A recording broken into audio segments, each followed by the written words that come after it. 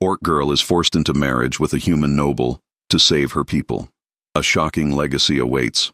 There are moments in life where you realize that everything you thought you knew about yourself was a carefully constructed lie. Corva had that moment on her wedding day, surrounded by enemies, wearing chains disguised as ceremony, about to marry the man whose soldiers had slaughtered half her clan. The throne room of Castle Thornwick smelled like expensive wine, beeswax candles, and barely concealed contempt. Corva knelt on the red carpet, not because she wanted to, but because 3 crossbows were aimed at her father's head from the gallery above. Chieftain Cromgar sat on a guest throne that was really just a very fancy cage. His hands were bound with silver chains. Silver, because someone in this castle had done their research and knew that orcs found silver particularly uncomfortable against their skin. Not painful, just wrong, like wearing wet leather that never dried. Behind her, Lord Reynold Thornwick stood in armor so polished it could probably blind someone if the light hit it right. He wore a crown. She wore shame. The priest, some old human with a voice like gravel being slowly ground into dust, was reading from a book that had more gold leaf than actual words. The ceremony was in that fancy version of common that humans used when they wanted to sound important. Corva understood maybe 1 word in 5. Not that it mattered. She knew what she was agreeing to. Ownership, leash, trophy. Her people watched from the galleries. 23 orcs, all that remained of the Iron Peak clan after the siege. 23 survivors out of 87. They watched their chieftain's daughter kneel before the enemy. Some had tears on their green faces. Others had the kind of blank expression that came from seeing too much death in too short a time. Corva had that expression too.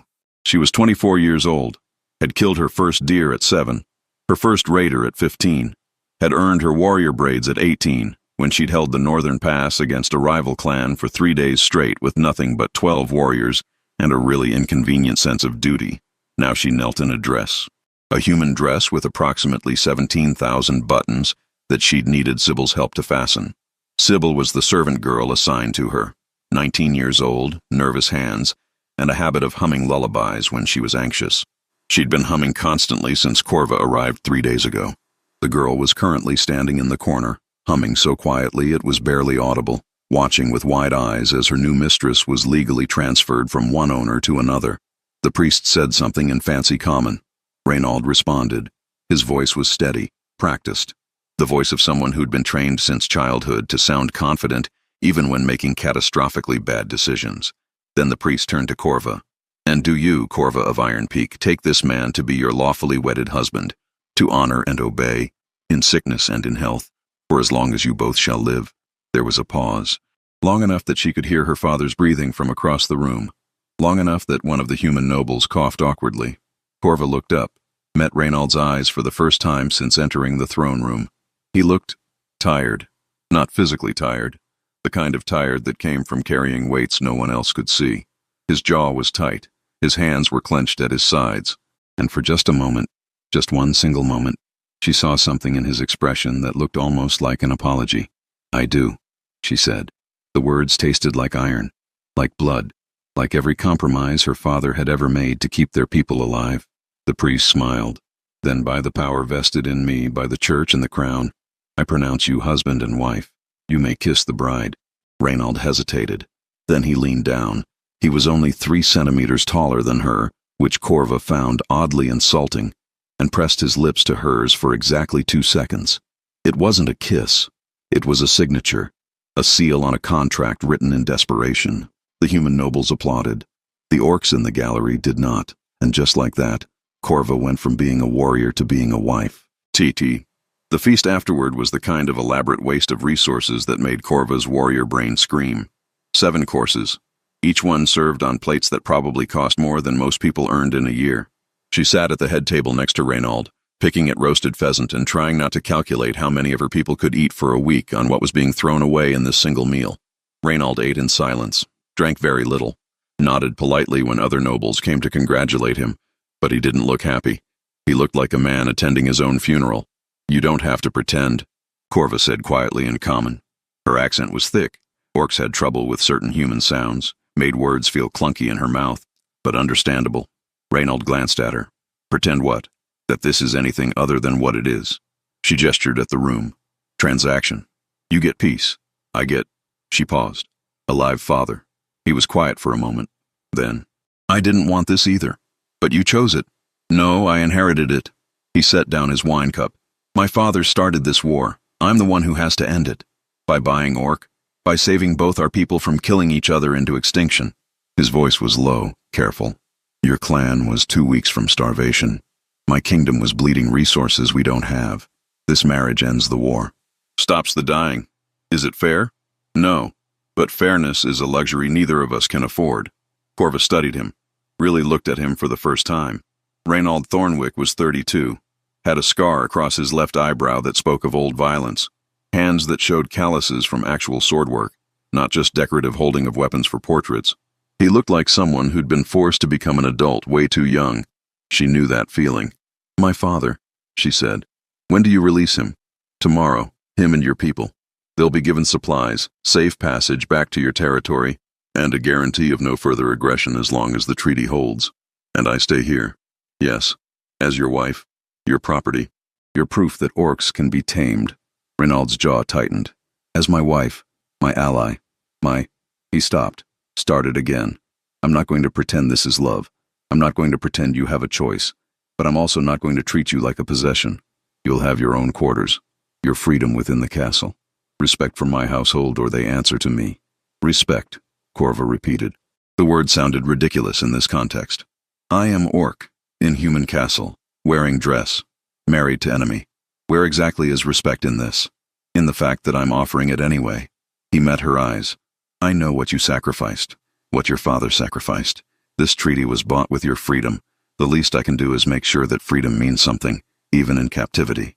There was something in his voice, something genuine. Corva had spent her life learning to read threats, to sense danger, to know when someone was lying.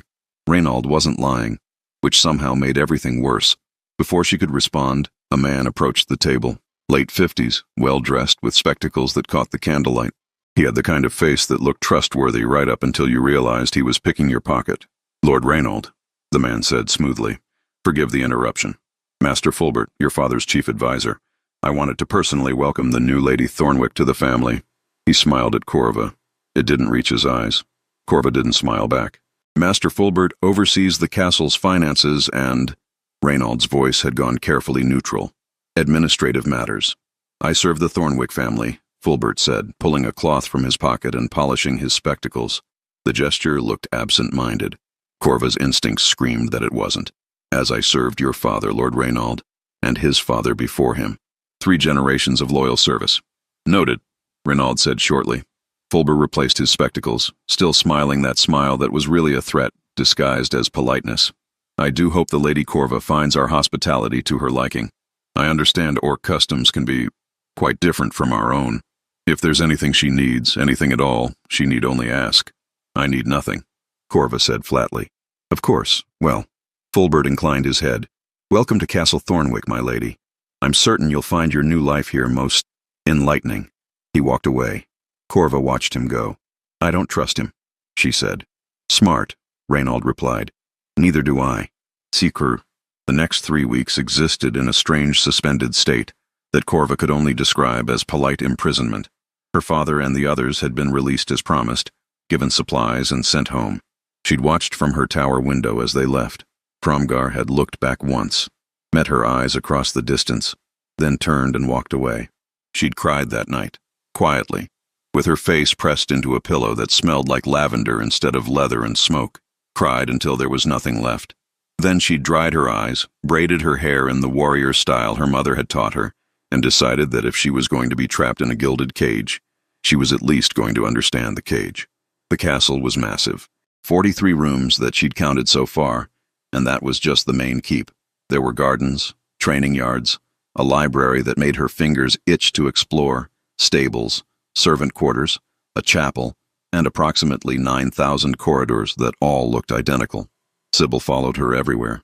The girl had appointed herself as Corva's permanent shadow, helping her navigate both the physical space and the social minefield of noble life. She was still humming constantly, but Corva had learned to find it oddly soothing. The West Wing is Lord Reynold's private quarters, Sybil explained one afternoon as they walked through yet another corridor. You're in the East Wing. It's actually quite unusual for a lord and lady to have separate quarters. But Lord Reynold insisted. Said you deserved your own space. Unusual how? Well, Sybil's cheeks went pink. Usually married couples share. That is, you know. I know, Corva said dryly. Humans have sex, not secret. Sybil's cheeks went from pink to red.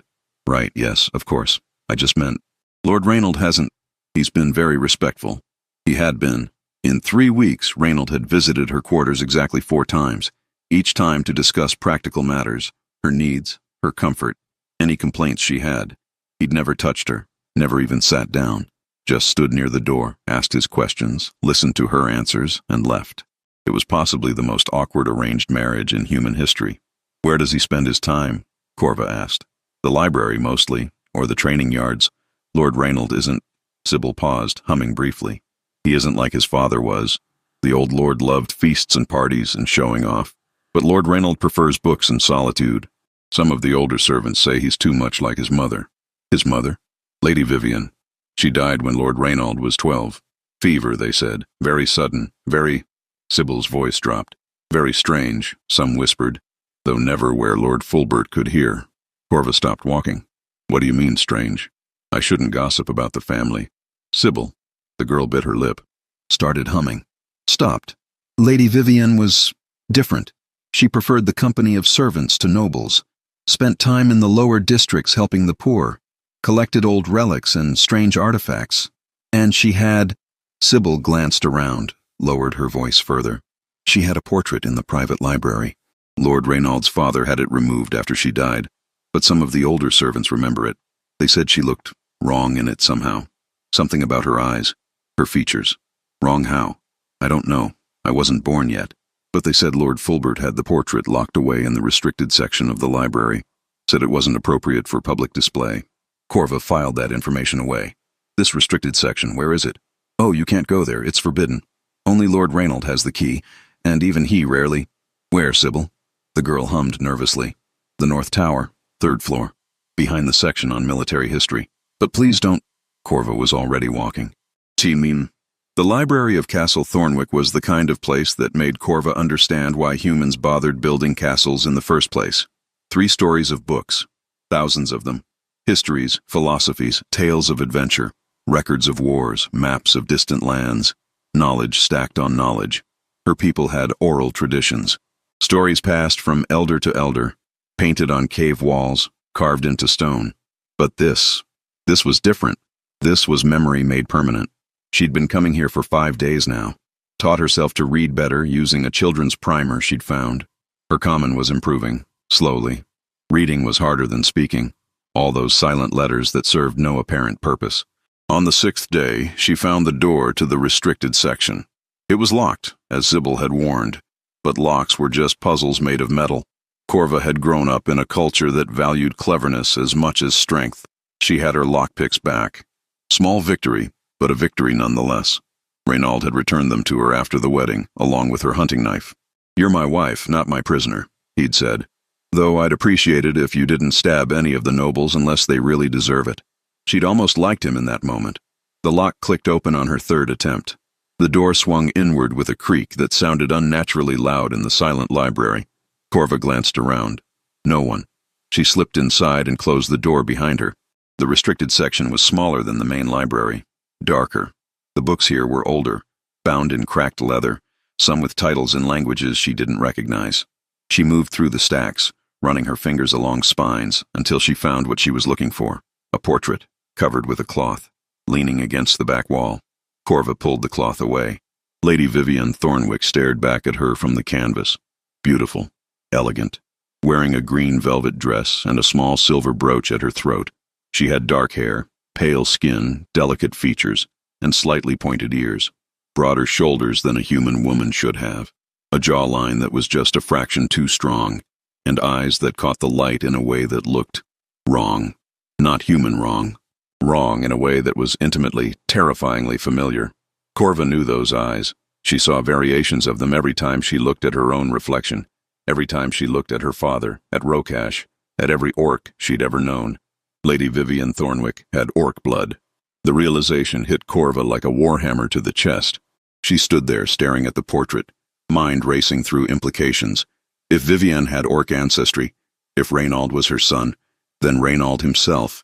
I was wondering when you'd find it. Corva spun around. Reynald stood in the doorway, hands in his pockets, expression unreadable. How long have you been there? She demanded. Long enough. He walked into the room, stopped beside her, looked up at his mother's portrait. Beautiful, wasn't she? My father thought so. Right up until the day he figured out what she was. Then suddenly she was very inconveniently dead. He killed her. Fever. Very sudden. Very convenient. Reynald's voice was flat. I was 12. Old enough to remember her. Not old enough to protect her. Master Fulbert was the one who discovered her secret. Some old document he found. Proof of her mixed heritage. 3 days later she was gone. And you knew. I suspected. After she died, her personal effects were locked away, including this portrait. I didn't understand why until I was older, until I started noticing things about myself. He held up his hand. Heals faster than it should.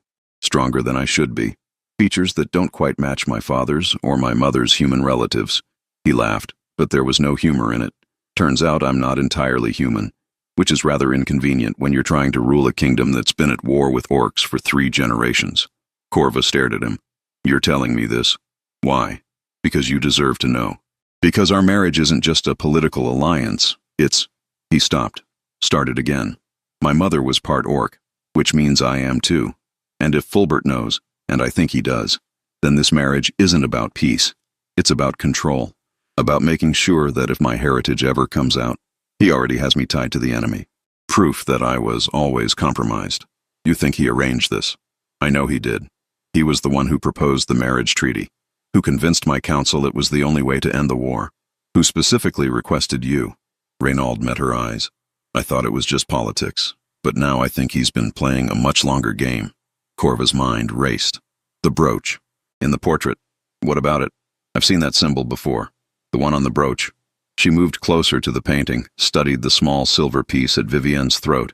On the surface, it showed the Thornwick falcon, but there was something else. A reflection, a shadow. Can I see the actual brooch? It's in my mother's jewelry box, in my quarters. I can... Show me, now. Reynald's quarters were somehow both lavish and Spartan. Expensive furniture that looked barely used. Maps spread across a table. Books piled in corners. The room of someone who had wealth but didn't quite know what to do with it. He opened a wooden box on his desk, pulled out the brooch. The moment Corva touched it, she knew. The weight was wrong. Too balanced, like it wanted to be held a certain way. She turned it over. The back was stamped with a symbol that made her heart stop. 3 claws, interlocked. The mark of Clan Ironpeak, her clan. That's... Reynald stared. That's not possible. It's possible. Corva's voice came out strangled. This is Ironpeak mark. Only given to family. Only... She looked up at him. Your mother wasn't just part orc. She was Ironpeak orc. That would make us... related. Distant. But blood. Corva turned the brooch over again, seeing it with new eyes. The twin symbols. Human and orc. Forged together. This is why Fulbert wanted this marriage. Not to control you. To destroy both our bloodlines. If we kill each other, if this marriage fails, if war starts again. 2 branches of same tree dead. Ironpeak line ended. But why? What does he gain?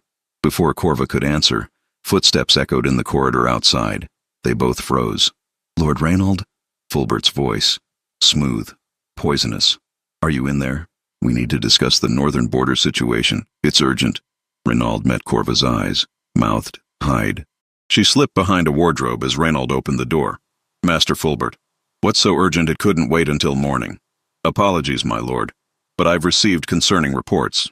It seems your wife has been exploring areas of the castle where she shouldn't be. Fulbert's voice was silk over steel. The restricted library specifically. My wife is free to go where she pleases. Of course. I merely thought you should know that certain historical documents have gone missing. Documents pertaining to your late mother's lineage. I do hope the Lady Corva hasn't developed an unhealthy curiosity about family history. What are you implying, Fulbert? Nothing, my lord. Simply that some truths are better left buried. For the good of the kingdom. For your own safety. After all, if certain revelations were to become public, he paused. Well, the consequences would be most unfortunate. For everyone involved. Are you threatening me? I'm protecting you, Lord Reynald. As I've always done. As I protected your father when he had to make difficult choices about your mother. The sound of spectacles being polished. Some bloodlines are too dangerous to preserve. Surely you understand that. The air in the room went cold. Get out, Reynald said quietly. My lord. Get out. Footsteps retreated. The door closed. Corva emerged from behind the wardrobe. Reynald was standing perfectly still, hands clenched into fists, jaw tight enough to crack teeth. He killed her, Reynald said. His voice was shaking. Fulbert. Not my father. Fulbert discovered what she was, and he killed her because she was a threat to what? His influence? His control? To his power, Corva said. If your mother lived, if truth came out, humans and orcs might make real peace, might unite. But Fulbert needs division, needs war, because in peace, advisors lose importance. In war, they become necessary. He's been orchestrating this entire thing. Reynald looked at her. The war, the treaty, our marriage, all of it to keep both our people weak enough that he can control the pieces. And now we know. Corva held up the brooch. Question is, what do we do about it? The next 2 days were a careful dance of pretending everything was normal while planning what absolutely was not. Reynald continued his duties as lord. Corva continued playing the role of captive wife. They met in secret. The library, the gardens, once memorably in the stables at 2 a.m. when Reynald had information that couldn't wait. They needed proof. Fulbert was too entrenched, too protected by years of loyal service and careful manipulation. They needed evidence so undeniable that even the nobles who supported him would have to acknowledge the truth. The answer came from an unexpected source. Rokash arrived at the castle on the 3rd day, alone, requesting an audience with Lady Corva. Reynald granted it immediately, curious about the orc warrior who'd been described in reports as Corva's mentor. Rokash was 43, scarred, and carrying a small leather bag that clinked when he moved. He had 127 wooden animal figurines in his personal collection. One for every battle survived. Corva had told Reynald about the tradition. It seemed simultaneously ridiculous and deeply meaningful. They met in Corva's quarters. Sybil was sent away, despite her disappointed humming. Chieftain Cromgar sends greetings, Rokash said in Orcish. His common was minimal. Corva translated for Reynald. He also sends warning. Human advisor, tall one with glass eyes, visited our territory 5 days ago. Offered gold, much gold, for information about Iron Peak history, about Lady Vivian. Fulbert, Reynald said. He's trying to get ahead of us. Find evidence he can destroy. What did my father tell him? Corva asked. Nothing, but old warriors have long memories. Rokash opened the leather bag, pulled out a scroll. Your grandmother kept records. Write down clan history, including story of daughter who married human lord 35 years ago, daughter who died in childbirth, baby lost. He paused, or so we thought. Corva took the scroll with shaking hands. Read it, went very pale. This says, your grandmother's sister. Name was Vikra. She married human lord from Thornwick territory. Had child. Died. Baby was supposed to die too. But lord's new wife, Lady Vivian's mother, she took baby. Raised as her own. No one knew child had orc blood because mother was clever. Used herbs to hide features when child was young. Lady Vivian, Reynald breathed. She was full-blooded orc. Half-blood, Rokash corrected. Father was human lord, but yes, she was Iron Peak, was family. He looked at Corva. Which makes you and human lord cousins, 3rd cousins, same great-great-grandmother. The room went silent. This is the proof, Corva said finally. This is what Fulbert was looking for, what he was afraid we'd find. There's more. Rokash pulled out another document. This one was human-made, official-looking, with seals and signatures. Found this in Human Records Office. Took some convincing to obtain. Certificate of death for Lady Vivian. Signed by physician. Natural causes, it says. What's significant about that? Reynald asked. Physician who signed this? Rokash tapped the name. Died 2 months after Lady Vivian. Also natural causes. Also very sudden. Also very convenient. Reynald took the document, studied it. His hands were trembling. Master Fulbert's signature is at the bottom, as witness. He had the physician killed too, Corva said. Covered his tracks. Made sure no one could question the diagnosis. But why? Reynald demanded. Why kill my mother? Why orchestrate all of this? What does Fulbert actually gain? War, Rokash said simply. Long war means Lord needs advisors, needs gold, needs someone to manage chaos. In peace, advisors become unnecessary. In war, they become irreplaceable. He smiled, showing tusks.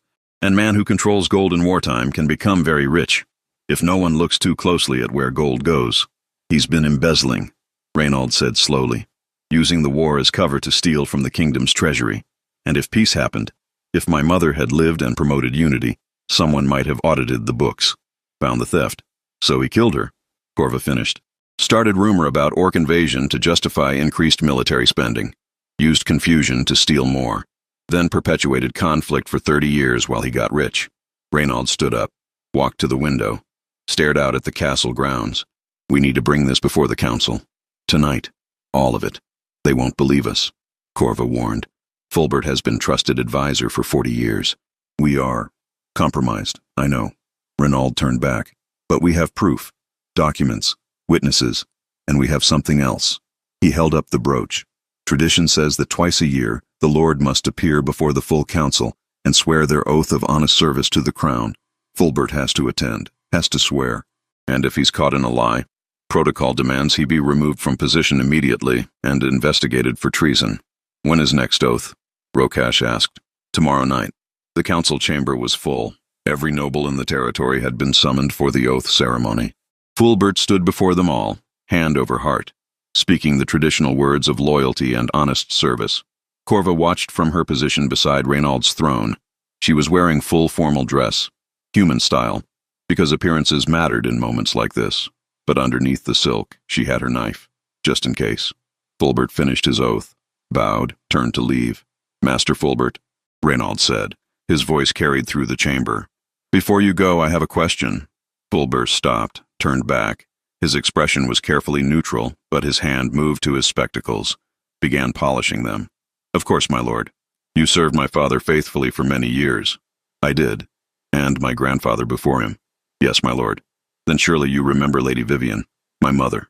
A pause, infinitesimal. But there. Of course. A great tragedy. Her death. Indeed. Fever, wasn't it? Yes, my lord. Very sudden. Reynald stood, walked down the steps of his throne, crossed the chamber until he was standing directly in front of Fulbert. Strange thing about that fever. The physician who diagnosed it died shortly after. Also very suddenly. Fulbert's jaw tightened. Coincidence, my lord. These things happen. Do they? Reynald pulled the death certificate from his coat. This is the official record, signed by the physician, witnessed by you. It says natural causes, but I've had other physicians review the symptoms described in the private medical notes. They all agree that the symptoms don't match fever. They match something else, something specific. He paused. Poison, nightshade most likely. Slow acting. Difficult to detect. The room went deadly quiet. You cannot be suggesting. Fulbert started. I'm not suggesting, I'm stating. You discovered my mother's heritage, found proof that she had orc blood, realized that if this became public, if she promoted unity between humans and orcs, your carefully constructed system of perpetual conflict would collapse. So you killed her, made it look like natural causes, had the physician eliminated when he started asking uncomfortable questions. This is absurd. Fulbert looked at the assembled nobles. Lord Reynald is clearly distraught. The stress of his new marriage has... I have proof. Reynald nodded to Rokash, who stepped forward with the scrolls. Clan records from Iron Peak. Proof of Lady Vivian's ancestry. Proof of the bloodline you tried to erase. Orc records mean nothing. And this. Reynald held up the brooch. Lady Vivian's personal effects. The twin-forged brooch. Look at it, Master Fulbert, really look at it. He tossed the brooch. Fulbert caught it reflexively, turned it over, saw the Iron Peak symbol on the back. His face went white. You knew, Reynald said softly. You've always known. That brooch was in my mother's jewelry box. You could have destroyed it any time, but you kept it. Insurance, maybe. Proof you could use if you ever needed leverage, except now it's proof of your crime. Fulbert's hands were shaking. The brooch slipped from his fingers, clattered to the stone floor. I served this kingdom. Everything I did was for your own wealth. Corva spoke for the first time, her accented common cutting through the chamber. You needed war, needed conflict, so you created it. Killed woman who would bring peace. Stole kingdom gold while everyone watched borders instead of books. Made yourself necessary by making world dangerous. And then, Reynald continued, when I took power and started looking for ways to end the war you'd perpetuated, you proposed this marriage. Not as peace treaty, as insurance. If my heritage ever came out, if anyone discovered I had orc blood too, you could point to my marriage as proof I'd been compromised all along. Either way, you won. Either I destroyed myself trying to hide the truth, or I destroyed myself by revealing it. But you didn't plan for one thing, Corva added. You didn't plan for us to find each other, to trust each other, to work together instead of against each other. Fulbert looked between them, at the assembled nobles, at the documents in Rokash's hands, at the brooch on the floor. His carefully constructed world was collapsing around him, and they could all see it happening in real time. You have no proof, he said finally, but his voice was weak. No proof I killed anyone. These are accusations, speculation. You cannot. Seize him, Reynald said. Guards moved forward. Fulbert tried to run, made it 3 steps before Rokash casually stepped into his path. The orc warrior was large enough to qualify as a geological feature. Fulbert bounced off him and fell. I would like to add, Rokash said in careful common, that Iron Peak clan would very much like to question this man about murder of family member. In orc tradition, blood debt must be paid. I'm sure that can be arranged, Reynald said. After human justice is satisfied. The guards dragged Fulbert away. He was screaming now, protesting, demanding lawyers and mercy and fair trial. No one listened. The nobles watched in silence, understanding slowly dawning that their trusted advisor had been bleeding them dry for 3 decades. When the chamber finally emptied, Corva and Reynald stood alone in the center of the room. The twin-forged brooch lay on the floor between them. Reynald picked it up, held it out to her. This belongs to your family. Our family, Corva corrected. She took the brooch, pinned it to her dress. We're cousins, remember? 3rd cousins. The marriage is still legal. Lucky us, she smiled. It was the first genuine smile she'd given since arriving. So what happens now? Now? Reynald looked around the empty chamber. Now we figure out how to actually create the peace this marriage was supposed to represent. We have proof that humans and orcs can share bloodlines. We have a corrupt advisor removed from power. We have an opportunity to rebuild. And we have each other, Corva added. Not as husband and wife in the way you humans think of it, but as allies, family, partners in fixing the mess our peoples made. Think it'll work? Don't know, but I'm willing to try if you are. Reynald extended his hand. Corva took it. They stood there, human lord and orc warrior, joined by blood and circumstance, and a shared determination to build something better than what they'd inherited. One question, Reynald said. The brooch, twin-forged. What does that actually mean in Iron Peak tradition? Means 2 things joined that should not be separated, usually given at weddings, or blood bonds, or promises that transcend normal vows. She looked down at the brooch, at the dual symbols catching candlelight. Means that what is forged together is stronger than what stands alone. Appropriate. Yeah. Corva smiled again. Yeah, I think it is. 3 months later, Chieftain Cromgar visited Castle Thornwick as an honored guest, not a prisoner. He ate at the high table, spoke with human nobles, signed the first trade agreement between their peoples in over a century. 6 months later, the first mixed council formed. 3 humans, 3 orcs. Reynald and Corva presiding together as co-leaders. It was messy, chaotic.